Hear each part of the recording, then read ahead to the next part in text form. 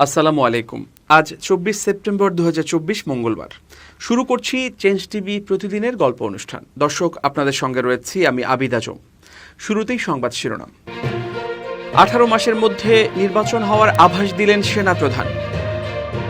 জামাতের নেতৃত্বে আসছে বৃহত্তর ইসলামী জোট। শ্রীলঙ্কায় চীনপন্থী প্রেসিডেন্ট হওয়ায় উদ্বিগ্ন ভারত। এবার বিস্তারিত। যে কোনো পরিস্থিতিতে অন্তর্বর্তী সরকারকে সমর্থনের অঙ্গীকার করেছেন সেনা প্রধান জেনারেল ওয়াকারুজ্জামান। আগামী ১৮ মাসের মধ্যে যাতে নির্বাচন হতে পারে সেজন্য গুরুত্বপূর্ণ সংস্কারগুলো সম্পন্ন করতে এই সরকারকে সমর্থনের প্রতিশ্রুতি দিয়েছেন তিনি। সোমবার বার্তা সংস্থা রয়টার্সকে দেয়া এক সাক্ষাৎকারে সেনা প্রধান এসব কথা বলেন। তাঁর সাক্ষাৎকারের ভিত্তিতে মঙ্গলবার একটি প্রতিবেদন প্রকাশ করেছে রয়টার্স। ছাত্র জনতার অভ্যুত্থানে গত ৫ আগস্ট প্রধানমন্ত্রীর পদ থেকে পদত্যাগ করে শেখ হাসিনা ভারতে চলে যান। পরে অন্তর্বর্তী সরকার গঠিত হয়। রাজধানী ঢাকায় নিজ কার্যালয়ে বসে রয়টার্সকে একটি সাক্ষাৎকার দেন জেনারেল ওয়াকারুজ্জামান। তিনি বলেন, নোবেলজয়ী ডক্টর মোহাম্মদ ইউনূসের নেতৃত্বাধীন অন্তর্বর্তী সরকারের প্রতি তাঁর পূর্ণ সমর্থন রয়েছে। এছাড়া সামরিক বাহিনীকে রাজনৈতিক প্রভাব থেকে মুক্ত করার একটি রূপরেখা দেন তিনি। ডক্টর ইউনূস প্রসঙ্গে জেনারেল ওয়াকারুজ্জামান বলেন, আমি তাঁর পাশে থাকব, যাই হোক না কেন, যাতে তিনি তাঁর মিশন সম্পন্ন করতে পারেন। রয়টার্সের প্রতিবেদনে বলা হয়েছে, বিশ্বব্যাপী ক্ষুদ্র ঋণ আন্দোলনের পথিকৃৎ ডক্টর ইউনূস। তিনি ১৭ কোটি মানুষের দেশ বাংলাদেশে একটি অবাধ সুষ্ঠু নির্বাচনের পথ সুগম করতে বিচার বিভাগ, পুলিশ ও আর্থিক প্রতিষ্ঠানগুলোতে প্রয়োজনীয় সংস্কার করার প্রতিশ্রুতি দিয়েছেন। হাসিনা ক্ষমতাচ্যুত হওয়ার কয়েক সপ্তাহ আগে সেনা প্রধানের দায়িত্ব গ্রহণ করেছিলেন জেনারেল ওয়াকারুজ্জামান। তিনি বলেন, সংস্কারের ধারাবাহিকতায় ১ থেকে ১.৫ বছরের মধ্যে গণতন্ত্রে উত্তরণ ঘটা উচিত। তবে সেজন্য তিনি ধৈর্য ধরার প্রয়োজনীয়তার ওপর জোর দেন। সেনাপ্রধান বলেন, আপনি যদি আমাকে জিজ্ঞাসা করেন তাহলে আমি বলবো যে এই সময়সীমার মধ্যেই আমাদের একটি গণতান্ত্রিক প্রক্রিয়ায় প্রবেশ করা উচিত। রয়টার্সের প্রতিবেদনে বলা হয়েছে, গত আগস্ট মাসে অন্তর্বর্তী সরকার ক্ষমতা গ্রহণের পর বাংলাদেশের প্রধান দুটি রাজনৈতিক দল আওয়ামী লীগ ও বিএনপি উভয়ে ৩ মাসের মধ্যে নির্বাচন অনুষ্ঠানের আহ্বান জানিয়েছিল।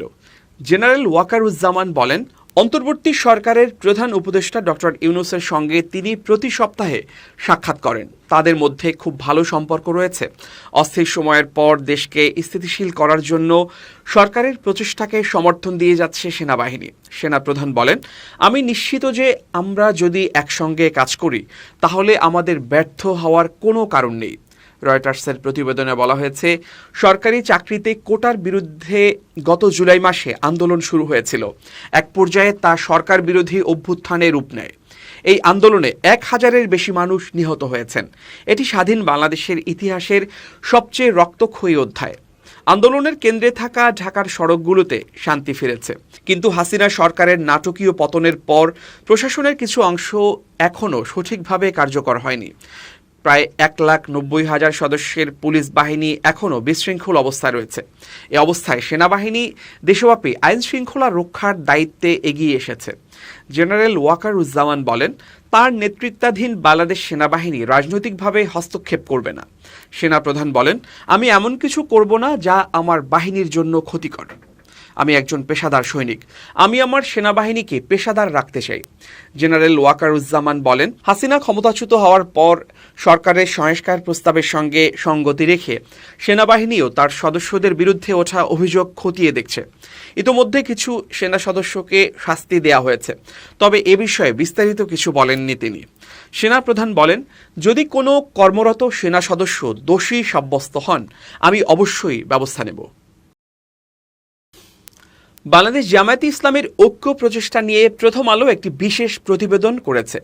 চেঞ্জ টিভির দর্শকদের উদ্দেশ্যে প্রতিবেদনটি তুলে ধরা হলো। ইসলামপন্থী কয়েকটি দলের সঙ্গে নির্বাচনী ঐক্য গড়ে পরবর্তী জাতীয় সংসদ নির্বাচনে লড়ার চিন্তা করছে জামায়াত ইসলামী। এ লক্ষ্যে দলটি ইতোমধ্যে অন্তত 5টি ইসলামী দল এবং আলেমদের সঙ্গে পৃথক বৈঠক করেছে। জামায়াত সূত্র জানিয়েছে, বিএনপির সঙ্গে বনিবনা হওয়ার সম্ভাবনা কম। এমনটা ধরে নিয়ে দলের নীতি নির্ধারণী নেতারা অন্তর্বর্তী সরকারের অধীনে অনুষ্ঠিতব্য সংসদ নির্বাচনে ইসলামপন্থীদের সঙ্গে একটি নির্বাচনী ঐক্য গড়তে চাইছেন। যদিও তা এখন পর্যন্ত চূড়ান্ত কোনো রূপ নেয়নি। জামায়াতের বিভিন্ন পর্যায়ের একাধিক নেতার সঙ্গে কথা বলে জানা গেছে, জামায়াতের নেতৃত্ব সংসদ নির্বাচন নিয়ে এখনই অন্তর্বর্তী সরকারের ওপর কোনো চাপ তৈরি করতে চাইছেন না।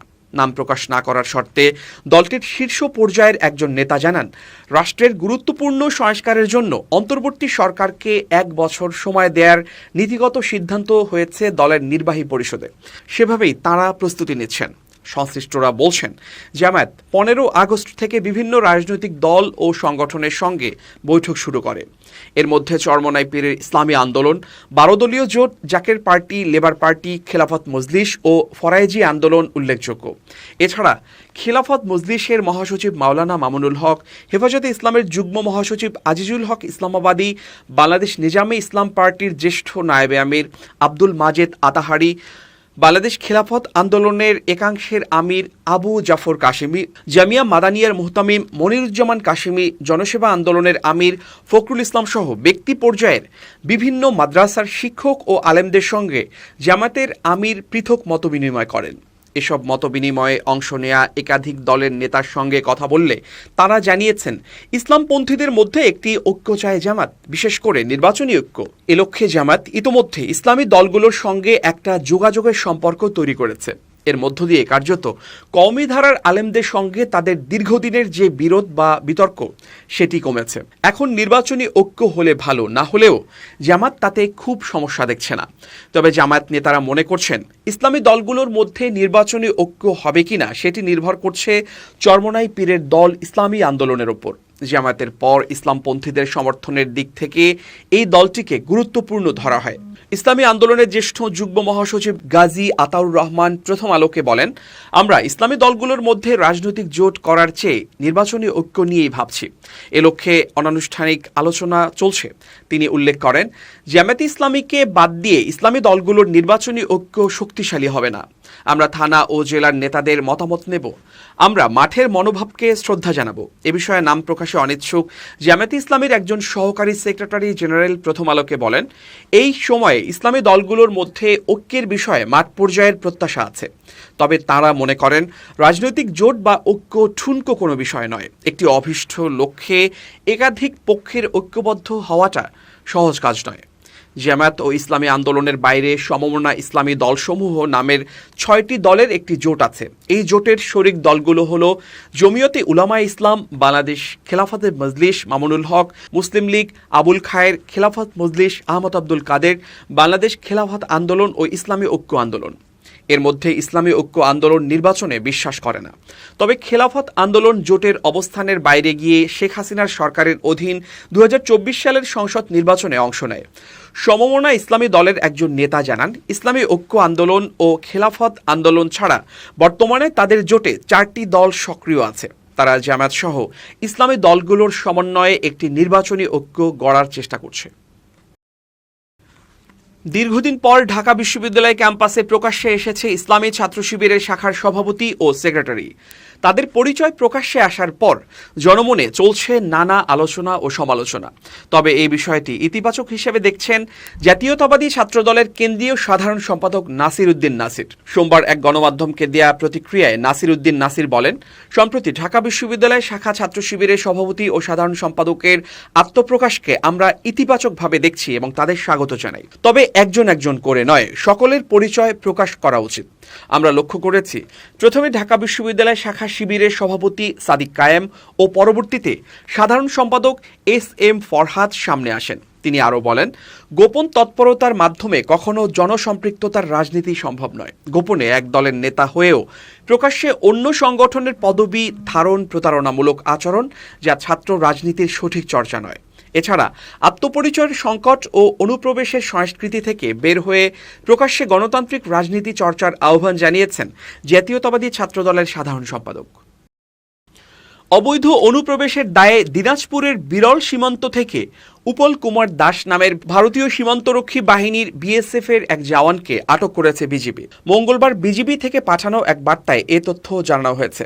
বিজিবি জানায়, অবৈধ অনুপ্রবেশের দায়ে দিনাজপুরের বিরল সীমান্ত থেকে উপল কুমার দাস নামের এক বিএসএফ জওয়ানকে আটক করেছে বিজিবি। দিনাজপুর বিজিবির sector commander colonel Mohammad Ariful Islam জানান, বেলা 11:30টার দিকে এক বিএসএফ সদস্য গরু ছাগল তাড়ানোর জন্য ভুল করে জিরো লাইন ক্রস করে বাংলাদেশের সীমানায় ঢুকে পড়েন। এ সময় তাকে আটক করা হয়। বিষয়টি বিএসএফ এর কর্মকর্তাদের অবহিত করা হয়েছে।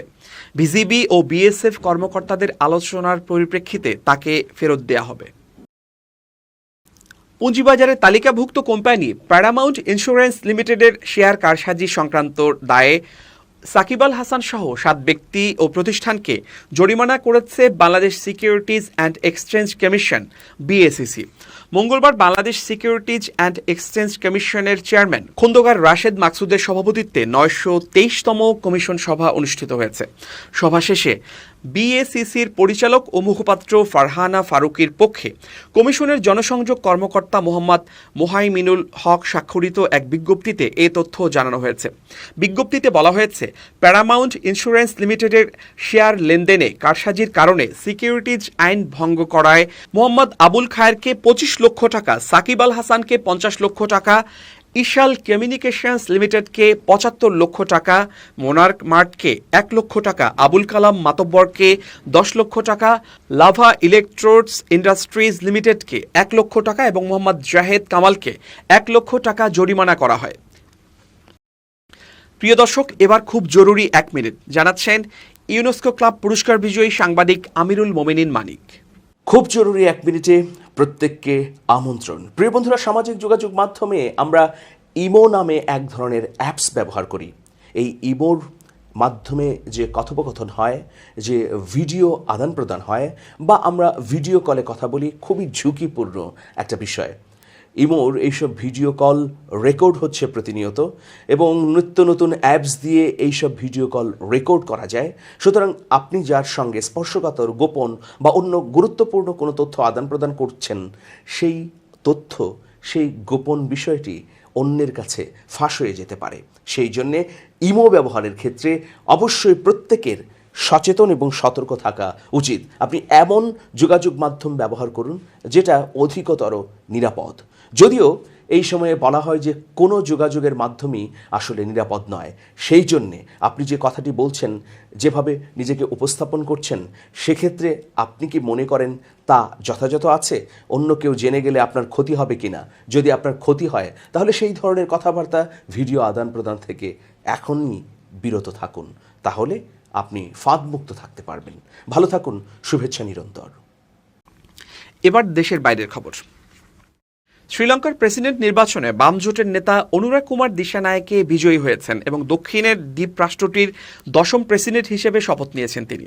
বামপন্থী দল জনতা বিমুক্তি পেরামুনার পলিট ব্যুরো সদস্য দিশানায়েকে ভারত বিরোধী এবং চীনপন্থী হিসেবে পরিচিত, যা নয়াদিল্লির কূটনীতিকদের উদ্বেগ বাড়িয়েছে। খবর আনন্দবাজার পত্রিকার। সোমবার শ্রীলঙ্কার রাজধানী কলম্বোর দেশটির প্রধান বিচারপতি জয়ন্ত জয়সূর্য নতুন প্রেসিডেন্টকে শপথ বাক্য পাঠ করান। দিশানায়েকে দ্বিতীয় রাউন্ডের গণনায় 42.31% ভোট পেয়ে জয়লাভ করেন। তার নিকটতম প্রতিদ্বন্দ্বী ছিলেন সংসদের বিরোধী দলনেতা সাজিদ প্রেমাদাসা, যিনি পেয়েছেন 32.76% ভোট। বিদায়ী প্রেসিডেন্ট রনিল বিক্রমসিংহে পেয়েছেন 17.27% ভোট। তিনি তৃতীয় স্থান অর্জন করেছেন। দিশানায়েকে শ্রীলঙ্কার বামপন্থী রাজনীতির উত্থান এবং ভারত বিরোধী অবস্থানের জন্য পরিচিত। জেভিপির প্রতিষ্ঠাতা রোহানা উইজেভেরা 1980-এর দশকে ভারতকে শ্রীলঙ্কার প্রধান শত্রু হিসেবে চিহ্নিত করে ভারতীয় সম্প্রসারণবাদের বিরুদ্ধে জনগণকে উস্কানি দিয়েছিলেন। 1987 সালে ভারত শ্রীলঙ্কা চুক্তির বিরোধিতা করে জেভিপি সশস্ত্র বিদ্রোহ শুরু করে, যা শ্রীলঙ্কার সরকারকে সেনা নামিয়ে দমন করতে হয়েছিল। যদিও সাম্প্রতিক বছরগুলোতে দিশানায়েকে ভারতের সঙ্গে সৌহার্দ্যপূর্ণ সম্পর্ক গড়ার কথা বলছেন। চলতি বছরের ফেব্রুয়ারিতে তিনি নয়াদিল্লি সফর করে ভারতের পররাষ্ট্রমন্ত্রী জয়শঙ্কর এবং ভারতীয় নিরাপত্তা উপদেষ্টা অজিত দোভালের সঙ্গে বৈঠক করেন। ওই সময় তিনি বলেছিলেন, ভারতের সঙ্গে সহযোগিতা শ্রীলঙ্কার অর্থনীতি ও রাজনীতি পরিস্থিতিতে পরিবর্তন আনতে পারে। তবে বিশেষজ্ঞরা মনে করছেন শ্রীলঙ্কার বর্তমান ঋণখেলাপি পরিস্থিতি কাটিয়ে উঠতে ভারতের সাহায্য প্রয়োজন হতে পারে। ফলে দিশানায়েকে হয়তো তার ভারত বিরোধী অবস্থান থেকে সরে আসতে পারেন। এছাড়া শ্রীলঙ্কার হাম্বানটোটা বন্দরের ওপর চীনের দখল এবং সেখানে ভবিষ্যতে চীনা যুদ্ধজাহাজের চলাচল বৃদ্ধি পাওয়ার সম্ভাবনা নিয়েও শঙ্কা রয়েছে। অনুরাগ কুমার দিশানায়েকের প্রেসিডেন্ট হওয়ার পরপরই শ্রীলঙ্কার প্রধানমন্ত্রী দীনেশ গুণবর্ধনে পদত্যাগ করেছেন। দেশটির সংবিধান অনুযায়ী নতুন প্রেসিডেন্টের শপথ গ্রহণের পর প্রধানমন্ত্রীকে পদত্যাগ করতে হয়। তবে পরবর্তী প্রধানমন্ত্রী হিসেবে কে আসছেন তা এখনও স্পষ্ট নয়। প্রিয় দর্শক, শেষ করছি প্রতিদিনের গল্পের আজকের গল্প। changetv.press বাংলাদেশের ইউটিউব জার্নালিজমের অগ্রদূত। ভিজিট করুন এর ওয়েবসাইট www.changetv.press, youtube.com/changetv.press এবং সাবস্ক্রাইব করুন চ্যানেলটি। নিয়মিত লাইক, কমেন্ট ও শেয়ার করে আপডেট রাখুন নিজেকে। ভালো থাকুন, নিরাপদে থাকুন, শুভেচ্ছা নিরন্তর।